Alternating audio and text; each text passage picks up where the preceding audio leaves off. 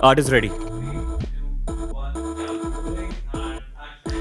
हाय, newspaper वाली news बोलते बोलते हम पहुंच गए हैं एपिसोड 27 पे।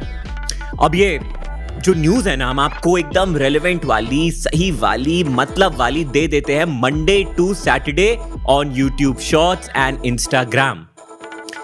देखा करो। अब हमने ये डिसाइड किया है, जो संडे को हम न्यूज़पेपर वाला न्यूज़ शो लेकर आते हैं, इसमें बस हम आपसे कैजुअली बात करेंगे। Dysfunctional audience with dysfunctional Indian, क्योंकि यार एक दूसरे को जानना भी तो इम्पोर्टेंट है। और वहाँ क्या है ना, वो इंस्टा और यूट्यूब शॉर्ट में जल्दी जल्दी बोलना होता है, अनडन, क्योंकि यार वो टाइम ड्यूरेशन का कुछ सिस्टम होता है। यहाँ पे अपन लोग करते हैं ना बात, थोड़ा और बोर, थोड़ा और एंटरटेन, थोड़ा और सैड, मतलब मन की चीज़ डिस्कस करते हैं। हाँ, मेजॉरिटी वाली चीज वही करेंगे जो वीक में घटी, थोड़ा डिसफंक्शनल वे में। अच्छा, ये सब तो चलो अपनी जगह हो गया। मुझे ऐसा लगता है कि एक बहुत बड़ी मेजर प्रॉब्लम इंडिया फेस करने वाली है, दैट इज ओल्ड एज। 2050 तक ये कहा जा रहा है जो 60 प्लस वाले लोग होंगे इंडिया में, वो होंगे मोर देन 318 मिलियन पीपल। सोच रहे हो? मतलब अभी सपोज करो कि जो ओल्ड एज वाले लोग हैं उनकी परसेंटेज होगी ओवरऑल पॉपुलेशन में 8 to 9%, और बाय 2050 वो क्रॉस कर जाएगी 20%। मतलब ज्यादातर लोग इंडिया में ओल्ड एज हो जाएंगे। एक प्रॉब्लम मुझे ये बहुत बड़ी लगती है कि इतने सारे लोग जो ओल्ड एज में आएंगे, इनको केटर कैसे करेगी सरकार? देखो क्या होता है, जैसे यूरोपियन कंट्रीज हैं, वेस्टर्न कंट्रीज हैं, यूएस और यहाँ तुम देखते होगे कि जो लोग 60 प्लस होते हैं वो एकदम परेशान नहीं होते हैं, अपने बच्चों पे डिपेंडेंट नहीं होते हैं, कुछ भी नहीं, उनकी एक अपनी लाइफ होती है। वेडिंग में भी बच्चा इनवाइट किया तो जाएंगे, 15 दिन पे एक दिन ये लोग संडे को लंच डिनर कर लेंगे, वाइन डाइन होगी। उसका रीज़न क्या है इतना रिलैक्स होने का? कि इनकी पेंशन स्कीम्स और ये सब बड़ी मजबूत होती हैं सरकार द्वारा। उसके बाद जो सोशल सिक्योरिटी होती है वो भी बहुत मजबूत होती है, जैसे हेल्थ केयर हो गया, टाइमली आपको प्रेफरेंस दी जाएगी हर जगह, चाहे बैंक हो, चाहे कोई भी ऐसी प्लेस हो जहाँ पे एज एन ओल्ड एज आप प्रॉब्लम फेस कर सकते हैं, तो उनके लिए चीज़ें बड़ी स्मूथ होती हैं, सो दे आर कंप्लीटली फाइन।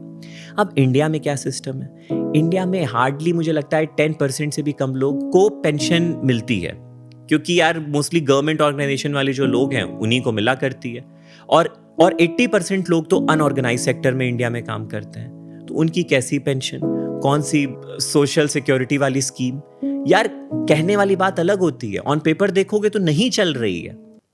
अब इसी पूरे प्रोसेस में होता क्या है कि जो पेरेंट्स होते हैं स्पेशली, यार सपोज करो मोस्टली जो लोग लोअर मिडिल क्लास, जिससे हमारा इंडिया भरा है, वो चाहते हैं कि हमें लड़की नहीं, हमें लड़का हो, ताकि जब हमारी एज हो तो वो हमारा सहारा बन सके, मतलब हम डिपेंडेंट रह सकें उस पर।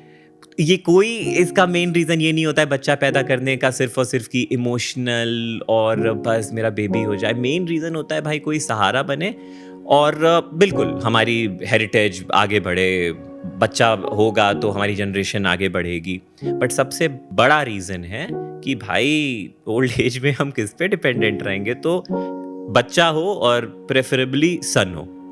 अब एक सर्वे हुआ था, उसमें ये पता चला कि जो 80% लोग हैं वो ये कहते हैं, जो पेरेंट्स हैं वो ये कहते हैं कि यार हम चाहते हैं कि हम जब बूढ़े हो जाएं तो हम अपने बच्चों के साथ रहे इंडिया में, और प्रेफरेबली सन हो तो उसी के साथ।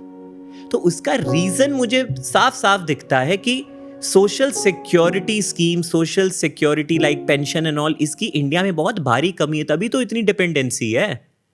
अच्छा, लड़की की बात कर लेते हैं। हरियाणा में तो जो मेल फीमेल का रेशियो है वो बिल्कुल नहीं ठीक है। हरियाणा में लड़के ही लड़के और लड़कियां बहुत कम। ये भी नहीं ठीक है ना भाई। आई मीन सोसाइटी चलाने के लिए, बैलेंस चलाने के लिए तो बैलेंस लड़का लड़की के रेशियो का भी तो होना चाहिए। और जैसे लड़कियों को लोग कहते हैं कि यार मैं बात कर रहा हूँ, देखो स्पेशली लोअर मिडिल क्लास की और वीकर सेक्शन सोसाइटीज की, और again I will say India उसी से भरा है। तो लड़कियों को लोग कहते हैं कि नहीं यार, उनके घर का पानी नहीं पीना है, वो तो बेटी है, किसी और घर की हो गई, लड़की से कोई मदद नहीं लेनी है। अच्छा, कोई फाइनेंशियल मदद ले भी ली तो रिश्तेदार गलत नज़र से देखेंगे। और ये मैं बिल्कुल सही बोल रहा हूँ बॉस, क्योंकि हमारी सोसाइटी बहुत बहुत बहुत डिविजन्स में बटी है। तुम हर 100 किलोमीटर पे जाओगे ना कहीं, तुमको कुछ अलग ही सिनेरियो दिखेगा, अलग नॉर्म्स दिखेंगे, अलग कल्चर वैल्यूज दिखेंगी। तो ये जो चीज है वो प्रिवेल करती है आज की डेट में। एंड आदमी चाह के भी अब बेटी की मदद नहीं ले सकता है। और ऑफ कोर्स उसको ना पैदा करने का रीजन कि यार ये तो दूसरे के घर चली जाएगी, तो क्यों ही पैदा करना। उसके बाद ये होता है कि उनको भी, वैसे पेरेंट्स को लगता है, सपोज करो उनकी बेटी है, कि यार उसका पति भी है, उसकी अब अलग फैमिली है, अब वो जो पैसे कमाए, जो भी कुछ करे, वो अपनी उस नई फैमिली के लिए करे, हम क्यों उसको परेशान करें।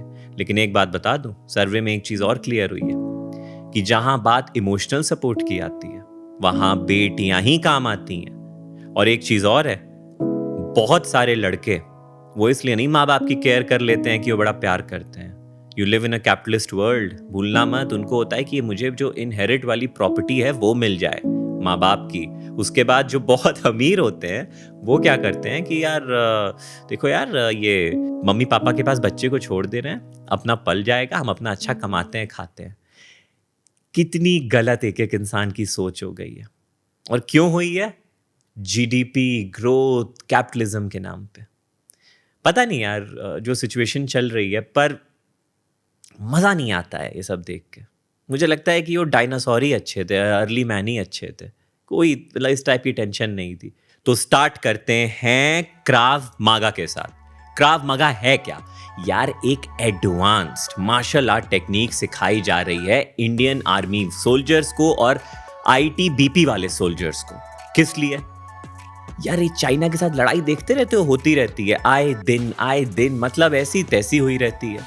और इंडिया एक बड़ी समझदार और बड़ी ही स्ट्रॉन्ग नेशन है जो कि वेपन का इस्तेमाल ऐसे नहीं करेगा। अब ये देख ही रहे हो रशिया और यूक्रेन में क्या हो रहा है, वेपन का इस्तेमाल हो रहा है, पूरा वर्ल्ड परेशान है। कोई फायदा हुआ? तो इंडियन गवर्नमेंट बिल्कुल सही कर रही है, ये एडवांस मार्शल आर्ट टेक्निक के साथ ही जवाब देंगे। हाँ, हद पार करेगा कोई तो वेपन से भी जवाब मिलेगा, right? Coming to real diamond versus lab grown diamond. भाई देखो, सिंपल सा है। जो लैब ग्रोन डायमंड है वो 30% कंपैरेटिवली सस्ते होते हैं रियल डायमंड से, लेकिन जो केमिकल कॉम्पोजिशन होता है, प्रॉपर्टीज होती हैं, एकदम same to same real diamond जैसी। बाकी ये जो लैब ग्रोन डायमंड होते हैं, इसमें इको फ्रेंडली वाला भी सिस्टम होता है, क्योंकि जो रियल डायमंड है उसमें फॉसिल फ्यूल, पोल्यूशन, ये सब होता है ना, क्योंकि ये क्या रॉक को काट के फिर रॉ मटेरियल प्रोसेस हो रहा है फिर सिस्टम से, तो वो चीज़ भी सही नहीं है। तो लैब ग्रोन डायमंड कंसिडर कर सकते हो। And extreme weather. भाई एक्सट्रीम वेदर से तुमको मैं बता रहा हूँ हुआ क्या। इंडिया में पिछले 50 साल में मोर देन 1.38 लाख लोग मर गए due to extreme bad weather. अच्छा, हंसी मजाक क्या ही इस पे कर सकता हूँ, लेकिन सोचो कितने बेचारे गरीब लोग हैं। एक्सट्रीम बारिश हो रही है, तूफान आ रहा है, साइक्लोन आ रहा है, गर्मी हो रही है, वो बेचारे अपने हट में लेबर्स काम कर रहे हैं। मुझे तो लगता है यार 1.38 लाख से बहुत ज़्यादा लोग होंगे जो एक्सट्रीम बैड वेदर से मर जाते होंगे, कोई पूछने को भी नहीं है। सीरियसली यार, टेक्नोलॉजी, इक्वालिटी, ये सब इतनी तरीके से आ जाए आने वाले टाइम में कि कोई इशू ही ना हो सोसाइटी में इन सब चीज़ों को लेके। एटलीस्ट इस चीज़ को लेके तो डेथ ना हो यार। राज्यसभा एमपीज यार, एक्चुअली आरटीआई किसी ने डाली कि ये राज्यसभा के एमपी कितना कमाते हैं और इनकी ट्रैवलिंग पे कितना खर्च होता है। तो आरटीआई का यही तो आंसर देना पड़ता है। तो करोड़ों में था, पर मुझे ऐसा लगता है कि जो नॉर्मल जनता है वो कितना एक एक चीज़ अब जानना चाहती है। ठीक है, तुम राज्यसभा एमपी हो, कितना कमा रहे हो, इसकी फ्लाइट पे, ट्रैवलिंग पे कितना खर्च हुआ। ठीक है यार, लाइक ट्रांसपेरेंसी बढ़ती जा रही है। मुझे तो इन सब चीज़ों से ऐसा लगता है कि everyone wants to know what's happening in their country, और किसी को चूज करके लाए हैं तो भाई आप एक एक चीज़ का हिसाब दीजिए। अच्छी चीज़ है। Fine on Meta. European union समझ रहे हो ना, यूरोप की जो कंट्रीज होती हैं खूब सारी, उसको मिला के उनका यूनियन, उसने फेसबुक पे फाइन लगाया है मोर देन $1 बिलियन का। तो उस पे ईयू ने बोला मेटा को कि भाई एक बात बताइए, हमारे जो यूरोपियन सिटीजन्स हैं उनकी जो फंडामेंटल राइट्स है, जो उनकी फ्रीडम है, वो कहीं ना कहीं ब्रीच हो रही है, क्योंकि आप जो डेटा है उसको आप यूएस पहुंचा दे रहे हो अपने हेडक्वार्टर, और भी इधर उधर कर रहे हो, वो यूरोप में ही रहना चाहिए ना। ये क्या बात होती है? ये बहुत अच्छी बात है अगर फाइन लगा है। इंडियन गवर्नमेंट भी बहुत क्लैरिटी के साथ अब ये बता रही है इन फेसबुक और डिजिटल प्लेटफॉर्म को कि देखो बेटा, ये जो डेटा वेटा है इंडिया का इंडिया में ही रहने दो। बाकी ज़्यादा अगर कोई कंपनी, चाहे गूगल हो चाहे वो फेसबुक हो मेटा हो, अगर नहीं फॉलो करेगी तो शायद इंडिया भी फाइन लगाएगी। सुधर जाइए, बाकी हमारे कंट्री का डेटा हमारे कंट्री में रहने दीजिए। Coming to ONDC। अब ONDC क्या है? ONDC मतलब open network digital platform commerce, कुछ ऐसा ही है। Open network digital commerce platform. यार इसमें सिस्टम क्या होगा? सिस्टम ये होगा, जैसे तुम फाइनेंशियल ट्रांजैक्शन के लिए UPI यूज करते हो पेमेंट के लिए, गवर्नमेंट का बनाया हुआ, उसी तरीके से गवर्नमेंट बना रही है ONDC। सिस्टम ये है, सपोज करो अमेजॉन है, फ्लिपकार्ट है, और भी जितने ये सब प्लेयर्स हैं ये ई-कॉमर्स वाले, ये आ जाएंगे इस पर्टिकुलर प्लेटफॉर्म पे। अब इसके बाद जो बायर और सेलर्स हुए, बायर मतलब कि जो तुम खोल रहे हो कि मुझे ये सामान खरीदना है, तो वो बायर हुआ जो खरीदने जा रहा है, और सेलर होंगे जो बेच रहे हैं, सब एक प्लेटफॉर्म पे। अब आप कहो कि क्या नीड है? बढ़िया अमेजॉन और फ्लिपकार्ट तो है। बॉस नीड है, क्योंकि आजकल सब कुछ डिजिटलाइजेशन वाले सिस्टम पे आ गया है, मतलब हर बिजनेस ऑनलाइन है, तो इस पे भी तो ट्रांसपेरेंसी होनी चाहिए। तुम सोचो कि कोई चेयर बिक रही है, ठीक है, अमेजॉन पे, और वो जो सेलर है जो बेच रहा है उस कंपनी में पैसा लगाया है अमेजॉन में, और तुम एक चीज देख रहे हो कि सर्च तुम कर रहे हो तो फ्रंट जब पहले 2 पेजेस हैं वो चेयर तुम्हें उस कंपनी की बहुत दिख रही है, और कुछ अच्छी चेयर्स थी जो कि पहले आनी चाहिए थी, वो नहीं आई क्योंकि शायद उस कंपनी में अमेजॉन ने पैसा नहीं लगाया, या फ्लिपकार्ट फॉर एग्जाम्पल। तो ONDC के आने के बाद से एकदम ट्रांसपेरेंसी हो जाएगी। मतलब जैसे अमेजॉन फ्लिपकार्ट किसी की ना मोनोपोली होगी ना डुओपोली होगी। मोनोपोली मतलब एक सिंगल लीडर, और डुओपोली मतलब सिर्फ 2 बड़े लीडर, बिग प्लेयर, और बाकी सब यार ऐसी तैसी। तो ONDC बहुत सही चीज़ आ रही है। उसके बाद इसी तरीके से अपने रेगुलेटरी अथॉरिटी इंश्योरेंस वाली भी पीछे कैसे रहे, तो IRDA ने भी बहुत जल्द प्लान किया है कि एक बीमा ट्रिनिटी करके बनाएंगे। इनका भी सेम वही डिजिटल प्लेटफॉर्म, ये वो, मतलब बेसिकली समझ लो कि जो जनरल इंश्योरेंस, लाइफ इंश्योरेंस, ये बीमा कार वार, जो तुम प्रोडक्ट जाके लेते हो और एकदम सोचते हो यार कैसे होगा, बैंक के पास जाओ तो एक वहाँ से सेल्स का बंदा आएगा, फिर पिचिंग होगी, फिर तुम सोचोगे, कुछ नहीं। अब एक प्लेटफॉर्म होगा बीमा सुगम। तो बीमा सुगम प्लेटफॉर्म में बड़ा सिंपल सा ही सिस्टम है, सारे प्रोडक्ट रहेंगे टाइमली मतलब 7 से 8 घंटे में तुमको तुम्हारा पैसा मिल जाएगा, मतलब जिसके नाम से पॉलिसी ली गई है। ये बहुत बड़ी बात है, क्योंकि इंडिया में आज की रेट पे अगर आप इंश्योरेंस कराए और क्लेम करने जाते हो, सेटलमेंट लेने जाते हो, भाई साहब ऐसी तैसी हो जाती है सिर्फ कन्विंस करने में कि यार मुझे सेटलमेंट दे दो, मेरा ये डैमेज हुआ है या ये लॉस हुआ है, जो सर्वेयर आएगा देखेगा, बहुत चीज़ें होती है, उसको मैनेज करो। आदमी सोचता है यार क्यों ही करा लिए। इंस्टेंट वाला एकदम सही है ना कि बैंक अकाउंट में पैसे आ जाए, सर्वेयर अपना आता रहेगा। अच्छा, कई बार क्या होता है जैसे कि बंदे की डेथ हो गई, तो अब आपको डेथ रजिस्ट्रेशन लगाओ, जाके उसको प्रूफ करो, उसके बाद रीइंबर्समेंट होगी पेमेंट की, मतलब लंबा सिस्टम, सालों साल पहुंच जाता है। तो ये जो बीमा वाला नया प्लेटफॉर्म आ रहा है, इसको लिंक किया जाएगा विद डेथ सर्टिफिकेट ऑल्सो, तो वो भी अपना टाइमली सब कुछ जब हो जाएगा तो पेमेंट बहुत टाइमली मिल जाएगी। अब बंदा कई बार करता है ना मोस्टली कि लाइफ इंश्योरेंस मेरे ना रहने के बाद मेरे फैमिली को मिल जाए पेमेंट, मैं उस पेमेंट की बात कर रहा हूँ स्पेसिफिक होके, टाइम से मिल जाए, आदमी को टाइम से पैसे चाहिए होते हैं। Now AI and supreme court. यार AI बहुत AI बोल रहा हूँ यार, सुप्रीम कोर्ट ला रही है आर्टिफिशियल इंटेलिजेंस टूल। किस चीज में? कोर्ट प्रोसीडिंग को और जल्दी और सही करने के लिए। बाकी धीरे धीरे सुप्रीम कोर्ट में पता चला जजमेंट हो रहा है और एआई एकदम से टोक दिया, नो जज, you are wrong, I think आप जो डिसीजन ले रहे हो अभी थोड़ा सा आप समझ नहीं पा रहे, बट नो ऐसा नहीं होगा। हमारे जज बहुत ही स्मार्ट होते हैं, बहुत ही लेजेड एकदम गोट लोग होते हैं, तो एआई का अच्छा यूज होगा, अच्छा इस्तेमाल होगा। बट एआई इज एवरीवेयर यार, कहा नहीं है आज की डेट में। अच्छा, एक चीज और, अब आप जैसे कपड़े वपड़े खरीदने जाओगे थोड़े टाइम बाद, 3-4 महीने बाद, जैसे H&M या कोई भी बड़ी जगह पे, आप एक चीज देखोगे कि कपड़ों में जैसे शर्ट उठाई, टी शर्ट उठाई, UK size, US size, EU size लिखा होता है, इंडियन साइज भी लिखी होगी। भाई क्या बड़ी बात है। और इसमें बड़ी बात भी क्या है, ये पहले होना चाहिए था। हमारी जहाँ बात होती है रेडीमेड गारमेंट की, अपैरल की, टेक्सटाइल इंडस्ट्री की, हम मतलब we are big player man, ऐसे कैसे नहीं, पहले होना चाहिए था। फायदा क्या है, और अच्छे से चलो, सिर्फ लिखावट तो अलग जगह है, कि जो कपड़े बनाए जाएंगे वो इंडियन बॉडी के पैरामीटर के हिसाब से होंगे। मतलब एक क्या था टर्म था, वेस्ट टू लेग रेशियो, और भी इंडियन बॉडी के हिसाब वाले पैरामीटर जो होंगे वही बढ़िया कंसिडर होंगे। बाकी जो हमारा इंडियन क्लोथिंग है वो कहीं ना कहीं ज़्यादा मैच करता है यूके क्लोथिंग साइज से। चलो गुड। नेक्स्ट इज व्हाट्सएप एक नया फीचर आने वाला है भाई। उसमें ये है कि जैसे तुमने मैसेज भेज दिया, अब तुम्हारा लगता है कि तुमने उस टाइम गुस्से में भेज दिया, या तुम फ्लर्ट वर्ट कर रहे थे, तुम्हें मोमेंट पे अब तुम्हें रियलाइज हुआ यार ये तो मैंने ठीक नहीं भेजा, तो तुम्हारे पास 15 मिनट का विंडो होगा, उसमें बेटा एडिट कर दो। हाँ, सामने वाले को लिख के आएगा कि एडिटेड है, पर ये नहीं पता चलेगा क्या एडिटेड है, तो ये भी तुम्हारा सॉर्ट हो गया व्हाट्सएप पे भी।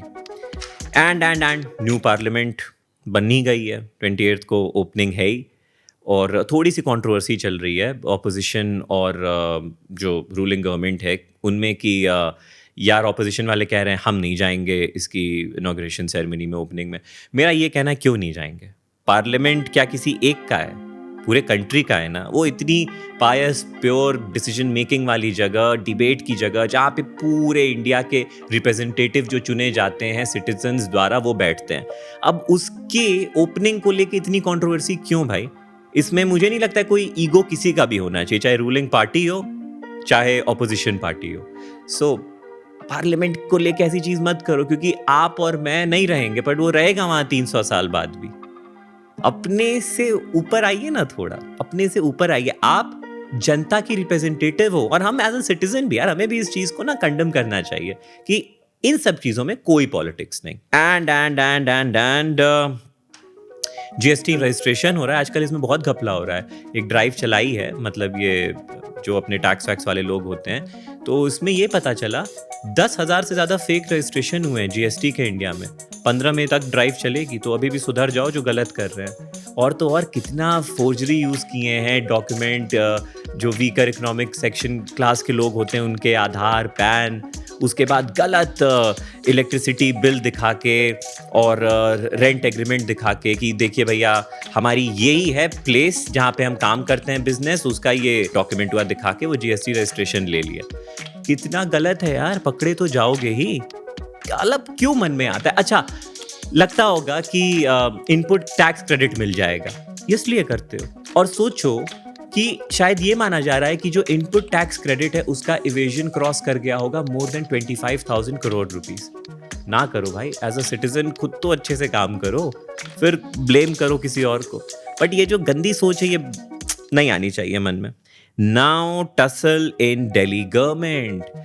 भाई गवर्नर वर्सेस सीएम चल रहा है, पता ही है सबको दिल्ली में कि अधिकारियों पे, यूपीएससी वाले, आईएसओ पे, आईपीएस पे कौन अपनी कमांड रखेगा। कमांड मतलब इन द सेंस की ट्रांसफर पोस्टिंग, जो ऑर्डर दिया वो करना है। तो वही है कि अभी ऑर्डिनेंस पास हो गया है जो कि वाया प्रेसिडेंट होता है। एंड ऑर्डिनेंस में ये है कि ऑल एंड ऑल समझ लो एक अथॉरिटी बनाई जाएगी। अब उस अथॉरिटी में होंगे चीफ मिनिस्टर, उस अथॉरिटी में होंगे होम प्रिंसिपल सेक्रेटरी, और उस अथॉरिटी में होंगे कैबिनेट सेक्रेटरी। अब इन लोग की वोटिंग होगी किसी भी डिसीजन को लेके, तो वोट में जो मेजॉरिटी में आया वो चीज़ को प्रिवेल करवाया जाएगा। अब उसमें ये नहीं कि सीएम ने कोई ऑर्डर ले लिया, इवन अगर सीएम इसमें चेयरमैन है तो उसी का माना जाएगा, नहीं, वोटिंग होगी। अच्छा, अब इसमें क्या है कि चलेगी इन स्पेसिफिक गवर्नर की, क्योंकि जो गवर्नर है उसी की वीटो कंसिडर होने वाली है। इसमें क्लियरली मेंशन्ड है इस ऑर्डिनेंस में। तो सीएम का कुछ सच रोल रह नहीं जाएगा। तो ये जो नई कमिटी बनी है, national capital civil services authority, हाँ, तो इसको इन पर्टिकुलर कहीं ना कहीं और बैलेंस बनाना चाहिए ताकि चीफ मिनिस्टर की से भी बहुत इंपॉर्टेंट मानी जाए। मिलते हैं bro, god bless you, take care.